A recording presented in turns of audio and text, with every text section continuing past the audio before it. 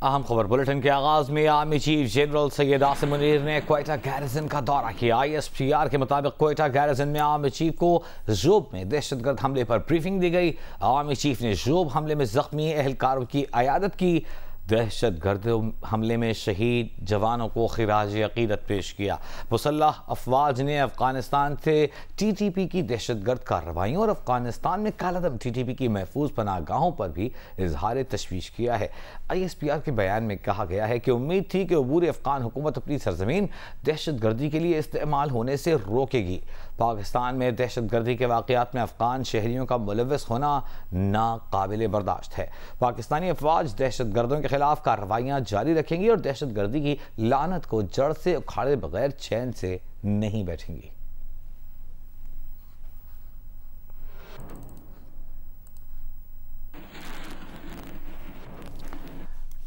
और अब सिंध की सियासी सूरत हाल पर नजर डालते हैं। MKM ने राना अंसार को सिंध असम्बली में अपोजिशन लीडर नामजद कर दिया है। सिंध असम्बली में MKM की पार्लिमानी पार्टी के इजलास के बाद फारूक सत्तार ने बताया कि निगरान वज़ीर आला के तकर्रुर के लिए राना अंसार वज़ीर आला से मुशावरत करेंगी। फारूक सत्तार ने कहा, पीपल्स पार्टी ने हल्का बंदियों में ज़्यादती की, मरदमशुमारी में शहरी आबादियों को कम गिना गया, डेप्यूटी कमिश्नर्स और शुमार कुनंदगान के जरिए कराची हैदराबाद की आबादी को लापता किया गया। जो वज़ीर आला का इंतखाब होना है केयर टेकर गवर्नमेंट में, उसके लिए जो फैसला होगा तो उसमें लीडर ऑफ द अपोजिशन का किरदार अदा करने के लिए हमने नामजद किया है राना अंसार बाजी को। हमने चंद अर्सा पहले एक वीडियो देखी थी जिसमें बड़े मज़े से MKM के अरकान और सूबाई वज़रा कह रहे थे आओ मिलकर खाते हैं। तो कहीं ये एक महीने के लिए अपोजिशन लीडर बनाना, निगरान हुकूमत को आओ मिलकर बनाते हैं, उस एजेंडे का हिस्सा तो नहीं है? मैं समझता हूँ कि ये इस वक्त जमहूरियत का अहम मौका है। हमने अपनी ज़िम्मेदारी महसूस की कि भाई एक लीडर ऑफ द अपोजिशन की ज़रूरत है। अगर अलीम आदिल शेख ने जो है वो ख़त लिखा है, CM साहब उनको बुलाते हैं और वो आ जाते हैं, तो मेरे ख़्याल में फिर हमारी ये दरख्वास्त जिस तरह है रहेगी। हल्का बंदियों में जो हमारे साथ ज़्यादती हुई, हमें बॉयकॉट करना पड़ा और ये ज़ाहिर है कि पीपल्स पार्टी ने जो हल्का बंदियाँ की उसकी वजह से हम मजबूर हुए। मरदमशुमारी में भी जो DC साहिबान थे, जो असिस्टेंट कमिश्नर साहिबान थे और शुमार कुनंदगान थे, उनके ज़रिए से भी हमेशा की तरह इस मरतबा भी हमारी आबादी को जानबूझकर नहीं गिना गया। कराची को और हैदराबाद को ख़ास तौर पर कम गिना गया और लापता किया गया। हमारी आबादियों को, हमारे लोगों का शुमार नहीं हुआ और ताकि वो जो वज़ीर आला है वो दही इलाक़ों से आता रहे। सिंध असम्बली में अपोजिशन लीडर के लिए MKM की दरख्वास्त पर स्पीकर आगा सिराज दुर्रानी का मौक़िफ़ सामने आ गया है। आगा सिराज दुर्रानी ने कहा कि वो असम्बली क़वाइद का जायज़ा लेकर फैसला करेंगे। GDA का मौक़िफ़ भी सुना जाएगा। Opposition leader Haleem Adil Sheikh assembly में आए। हलीम आदिल शेख का तहफ़्फ़ुज़ उनकी जिम्मेदारी है।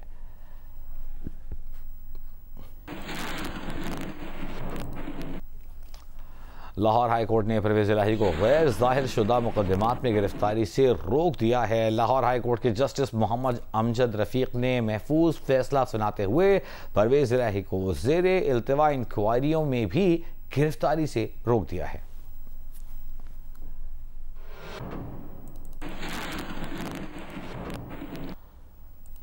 पाकिस्तान पीपल्स पार्टी ने असम्बलियों को मुद्दत से पहले तहलील करने की मुखालिफत कर दी है। पीपल्स पार्टी के सेक्रेटरी जनरल नैयर बुखारी ने कहा कि क़ब्ल अज़ वक्त तहलील की बजाय असम्बलियों को मुद्दत पूरी करने देनी चाहिए। मुद्दत से चंद रोज़ कबल असम्बलियाँ ख़त्म करने से अच्छा पैगाम नहीं जाएगा। मुल्क में आम इंतखाबात 12 अक्टूबर तक होने चाहिए।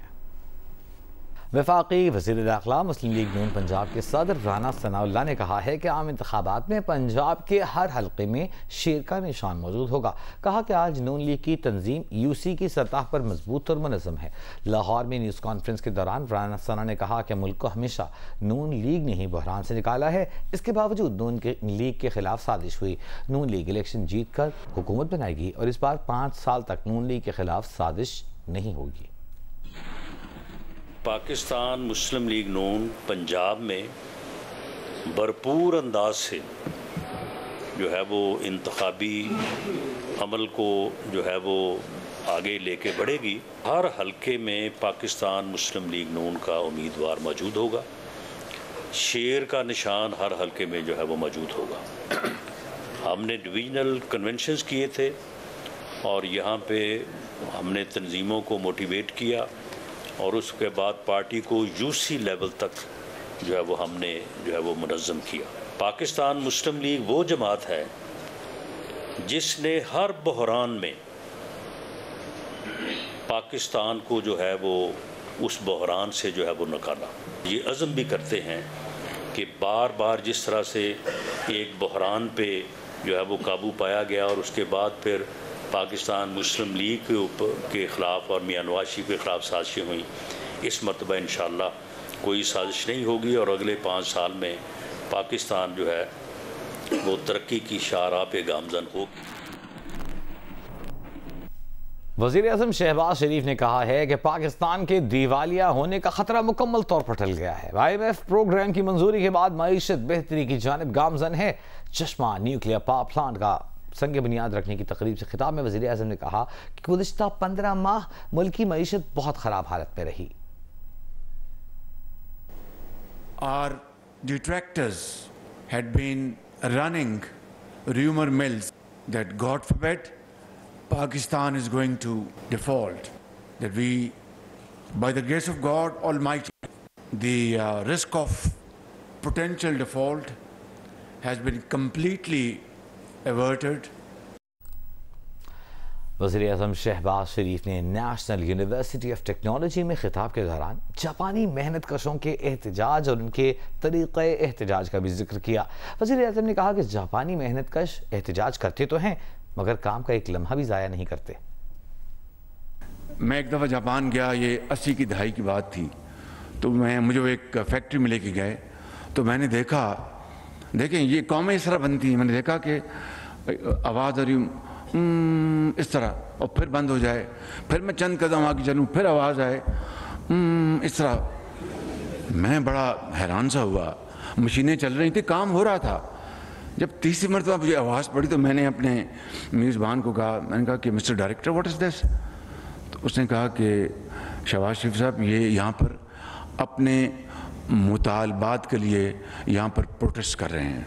میں نے کہا یہ عجیب پروٹیسٹ ہے, یہ مشینیں بھی چل رہی ہیں. اور کہتے یہی ہمارا یہ وتیرہ ہے کہ ہم وقت نہیں ضائع کرتے. یہ مجھے دکھا رہے ہیں کہ بھئی ہمارے مطالبات مان لو مگر ہم کام کو نہیں روکیں گے. اس طرح قومیں بنتی ہیں. 2018 کے الیکشن میں شہباز شریف کو ہرانے والے سردار محمد خان لغاری نے بھی تحریک انصاف چھوڑنے کا اعلان کر دیا ہے. سردار محمد لغاری 2018 کے الیکشن میں NA 192 ڈیرہ غازی خان سے منتخب ہوئے تھے. الرحمن الرحیم. جو 9 مئی کے واقعات ہوئے, خصوصاً جو فوجی تنصیبات پر حملے ہوئے اور شہداء کی جو بے حرمتی کی گئی, میں اس کی سختی سے مذمت کرتا ہوں. اور یہ جو ایجیٹیشن پالیسی ہے اس کو مد نظر رکھتے ہوئے میں پاکستان تحریک انصاف سے علیحدگی کا اعلان کرتا ہوں. اور انشاءاللہ جیسے پہلے ملک اور قوم اور علاقے کی خدمت کرتا آیا ہوں انشاءاللہ اسی طرح کرتا رہوں گا. اور اس ملک کی بہتری کے لیے اور قوم کی بہتری کے لیے, علاقے کی بہتری کے لیے آگے جو فیصلہ لینا پڑا وہ انشاءاللہ ضرور لوں گا. پاکستان پائندہ باد.